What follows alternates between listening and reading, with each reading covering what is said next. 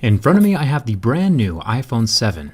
Whether you are Team Android or Team iPhone, anyone can appreciate a well-built phone. And that's what we're here to find out. Can this matte black iPhone 7 survive my durability tests? I've tested over 38 phones so far, including the previous iPhones. So let's see how this newcomer does.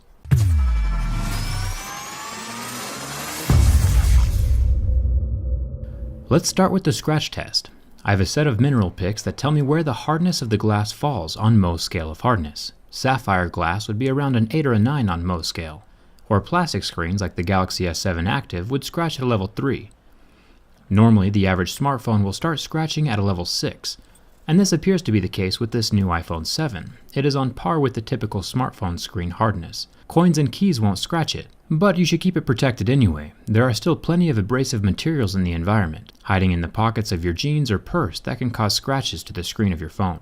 Let's jump down to the home button, or better said, the home touchpad now, since it doesn't click anymore. There have been rumors that the home button and the camera lens are made of sapphire, which would make them extremely scratch resistant, nearing the point of diamonds, which would be nice. Some smartphones, like the Galaxy phones, use a plastic home button that can scratch easily. But so far, this touchpad can resist the scratching from my razor blade. But is it sapphire, or is it just normal glass? The easiest way to find out is using the hardness picks. Like I mentioned before, glass will scratch at a 5 or 6, but sapphire should be around an 8 or a 9. And since this button has a deep scratch with a level 6 pick, we know for sure that it's regular glass and not sapphire. The earpiece is made of metal and very solidly stuck in place.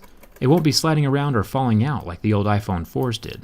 Now with the back aluminum, I will be scratching a jet black version very soon, but so far this matte black version holds up extremely well to my keys. You can hardly tell that it's been scratched. Razor blades, on the other hand, will scratch the phone just fine.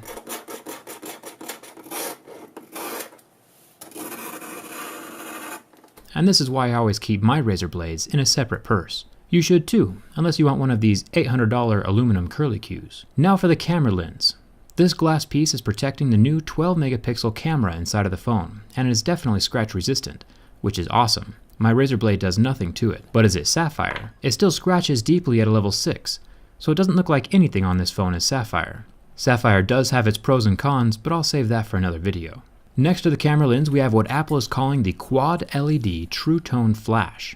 Initially, I thought that this might be 4 different colored LEDs, bringing even more life to pictures than just a dual-colored flash would. But while indeed there are 4 LEDs, it is still just the same normal 2 colors that the older iPhone 6 has.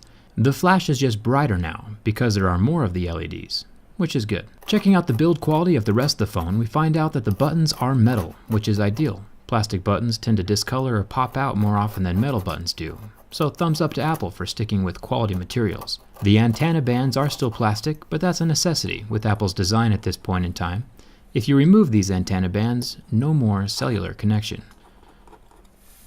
If we look down here, we see where the headphone jack doesn't exist. Now this is a problem on multiple levels. I'll go more in depth about this in my next video. But looking at it from purely a durability perspective, this is an extremely bad move. Just like any piece of electronics, the charging port component has a finite lifespan.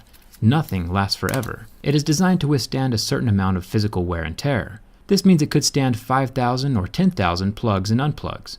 Nobody knows the exact number but Apple, but essentially, now that Apple is combining the headphone jack and the charging port into one, we have 2 accessories using the same single port, doubling the rate of wear and tear. So once this singular lightning port dies or reaches the end of its lifespan, your phone is toast. There's no backup wireless charging either. So if you are a person who's ever had their charging port stop working on a previous phone, you can sit back and watch your iPhone 7 port die in half the time. Unless you fork over the dough for some wireless headphones, which is what Apple wants you to do anyway. I plan on making a video more in depth about the headphone jack in a few days. It'll be revealing, so subscribe and turn on your notifications for that. What do you think? Is it good that Apple killed the headphone jack? Let me know down in the comments. On to the burn test. The IPS LCD of the iPhone 7 lasted almost 10 seconds under direct contact with flame before the pixels got hot and turned off, going completely black.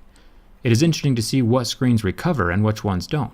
Samsung AMOLED screens currently turn white and do not recover from flame. The iPhone, however, completely recovered and functions as normal. It is cool to the touch within seconds. Now the bend test. The iPhone 6 had a nifty little trick that would permanently match the phone to the curve of your body if you ever sat on it. The iPhone 7 does not appear to be as flexible. It is interesting to watch the waterproofing adhesive between the frame of the phone and the screen. You can watch it tear as I heavily flex the phone. So while this phone will not suffer from bin gate or catastrophic failure, I would still not sit on it, just to keep that water resistance intact. Once that adhesive is torn, it will not be as resistant as it once was. Overall, Apple has made another solid phone. I appreciate the build quality. I still have plenty more to say about that headphone jack, but that'll come in another video.